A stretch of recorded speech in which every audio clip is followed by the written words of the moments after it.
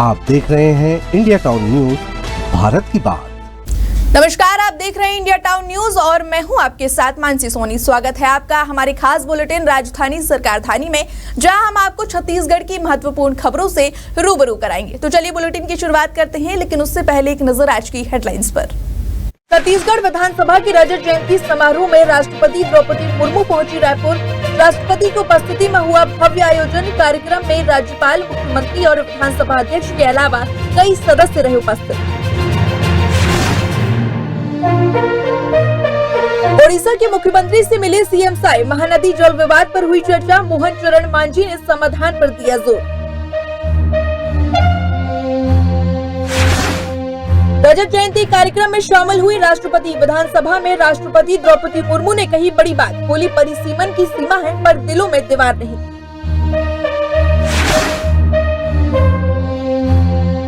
कुणाल कामरा के समर्थन में आए पीसीसी चीफ दीपक बैज। कहा, कॉमेडियन ने कुछ गलत नहीं कहा। गद्दार को गद्दार नहीं कहेंगे तो क्या कहेंगे।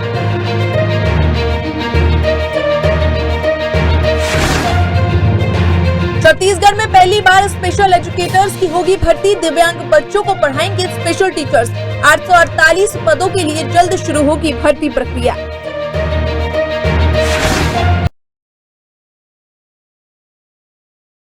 तो चलिए अब खबरों की शुरुआत करते हैं बड़ी खबर के साथ। छत्तीसगढ़ विधानसभा के रजत जयंती समारोह में राष्ट्रपति द्रौपदी मुर्मू की उपस्थिति में कार्यक्रम आयोजित किया गया।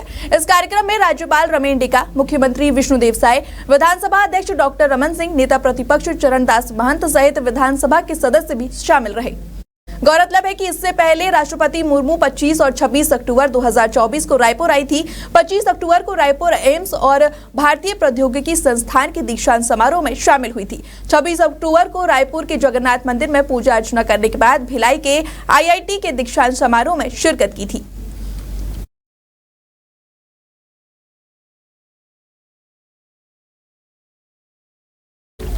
छत्तीसगढ़ के मुख्यमंत्री विष्णुदेव साय ने ओडिशा के मुख्यमंत्री मोहन चरण मांझी से लोक सेवा भवन में मुलाकात की। इस शिष्टाचारी भेंट में महानदी जल विवाद प्रमुख विषय रहा। इसके अलावा दोनों राज्यों से जुड़े कई महत्वपूर्ण मुद्दों पर चर्चा की गई।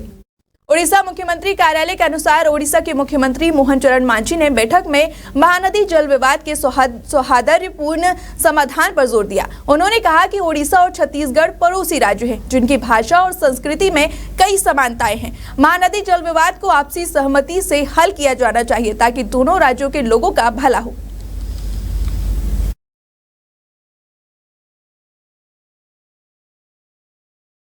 राष्ट्रपति द्रौपदी मुर्मू छत्तीसगढ़ विधानसभा में आयोजित रजत जयंती कार्यक्रम में शामिल हुई।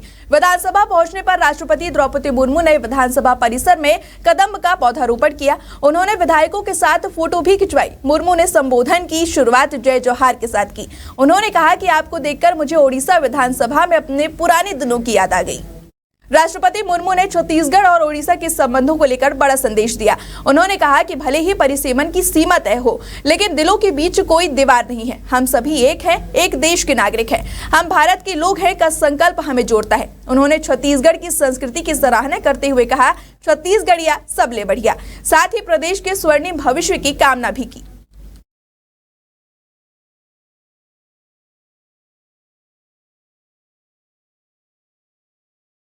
कॉमेडियन कुणाल कामरा फिर से विवादों में घिर गए हैं। एक वीडियो में महाराष्ट्र के डिप्टी सीएम एकनाथ शिंदे पर टिप्पणी करने से शिवसेना के कार्यकर्ता भड़क गए। वीडियो सामने आने के बाद कार्यकर्ताओं ने मुंबई के एक होटल में जमकर तोड़फोड़ की। इस बीच पीसीसी चीफ ने कुणाल कामरा का समर्थन किया। उन्होंने कहा कि कॉमेडियन ने कुछ भी गलत नहीं कहा है।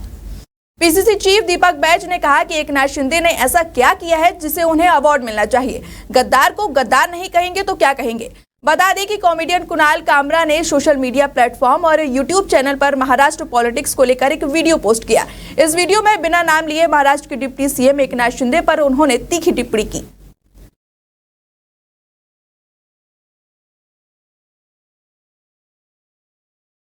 छत्तीसगढ़ में पहली बार स्पेशल एजुकेटर्स की भर्ती होने जा रही है, जहां दिव्यांग बच्चों को स्पेशल टीचर्स पढ़ाएंगे। यह भर्ती 848 पदों के लिए की जाएगी, जिसकी भर्ती प्रक्रिया जल्द शुरू होगी। छत्तीसगढ़ सरकार ने शिक्षक भर्ती और पदोन्नति नियम 2019 में बदलाव करके दिव्यांग बच्चों के लिए खास टीचर्स की भर्ती शुरू की है। इसके लिए स्पेशल एजुकेटर्स के पद को मंजूरी दे दी गई है और इसकी अधिसूचना भी जारी कर दी गई है।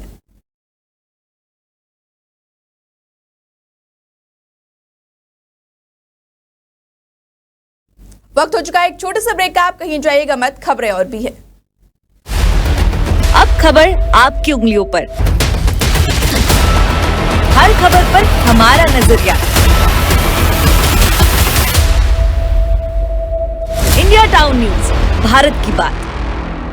ब्रेक के बाद आप सभी का स्वागत है। बढ़ते अगली खबर की ओर। राज्य में 11 पुराने जिलों सहित नए 5 जिलों में वर्तमान में डायल 112 की सेवाएं संचालित की जा रही हैं। डायल 112 सेवा में अब नए सिरे से टेंडर जारी करने की तैयारी की जा रही है। इसे और कैसे बेहतर बनाए जा सके, इसके लिए पुलिस महानिदेशक अरुण देव गौतम ने डायल 112 मुख्यालय पहुंचकर सिस्टम की जानकारी ली। वर्तमान में डायल 112 सेवा का संचालन टाटा ग्रुप कर रहा है। ग्रुप का कार्यकाल 2 साल पहले अगस्त में पूरा हो चुका है। सेवा संचालित करने अब तक किसी नए ग्रुप को जिम्मेदारी नहीं दी गई। इस कारण डायल 112 सेवा का संचालन टाटा ग्रुप ही कर रहा है। सेवा में लगे ज्यादातर वाहन जर्जर हालात में हैं। नई कंपनी के आने के बाद डायल 112 सेवा की सूरत बदलने की उम्मीद है।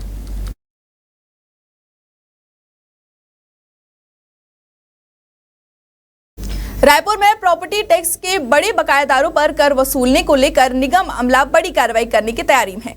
रायपुर नगर निगम के पास बकाया टैक्स वसूलने के लिए केवल 7 दिन बचे हैं। 31 मार्च तक करीब 302 करोड़ रुपए टैक्स वसूलने का टारगेट है। इस बीच लंबे समय से प्रॉपर्टी टैक्स के बड़े बकायेदारों पर कर वसूलने को लेकर निगम अमला बड़ी कार्रवाई करने की तैयारी में है।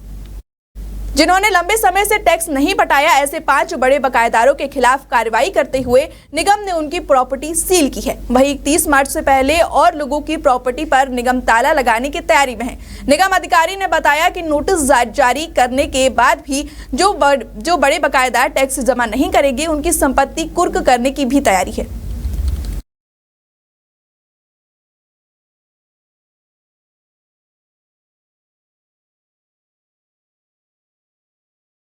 छत्तीसगढ़ राज्य प्रशासनिक सेवा संघ के पदाधिकारियों का एक होटल में आयोजित कार्यक्रम में चयन किया गया। अध्यक्ष अजय त्रिपाठी के अलावा महासचिव उमाशंकर बंदे, सह सचिव धनंजय नेताम, कोषाध्यक्ष नवीन भगत चुने गए। छत्तीसगढ़ राज्य प्रशासनिक सेवा संघ की ओर से सम्मान समारोह और सूफी नाइट आयोजित किया गया था। इसका उद्देश्य नए चयनित अधिकारियों, IAS पदोन्नत अधिकारियों और सेवानिवृत्त अधिकारियों का सम्मान करना और निर्वाचन के माध्यम से नए पदाधिकारियों को संघ का दायित्व सौंपना था। सम्मेलन में बतौर मुख्य अतिथि के रूप में मौजूद उप मुख्यमंत्री अरुण साव ने कहा कि शासन की योजनाओं को हर वर्ग तक पहुंचाने में प्रशासनिक अधिकारियों की भूमिका महत्वपूर्ण है। हमेशा मुस्कुराते हुए चुनौतियों का सामना करने की आदत होनी चाहिए, क्योंकि प्रशासनिक तंत्र का स्वरूप ऐसा ही है कि टीम जब काम करती है तब सफलता निश्चित है।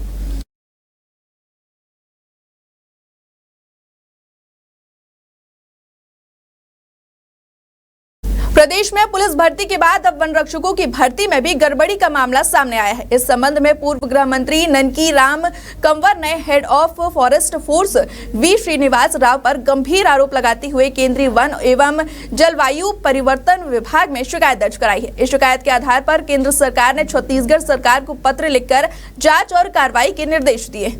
कंवर ने आरोप लगाया है कि भर्ती प्रक्रिया की गोपनीयता बनाए रखने के लिए नियमों का उल्लंघन किया गया। एजेंसी ने स्थानीय लोगों की मदद से मशीनों का संचालन किया, जिससे प्रक्रिया में पारदर्शिता पर सवाल उठे। उन्होंने कहा कि इस एजेंसी को 10 करोड़ रुपए का भुगतान किया जा रहा है, लेकिन उसने बेहद गैर जिम्मेदार तरीके से काम किया।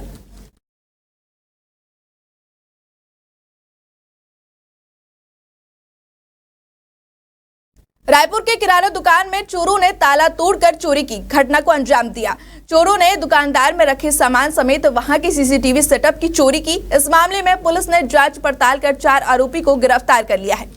यह पूरा मामला खखोरा थाना क्षेत्र का है। राम प्रवेश मिश्रा ने थाना खखोरा में चोरी की रिपोर्ट दर्ज कराई। शिकायत के बाद पुलिस ने जांच शुरू की और कार्रवाई की।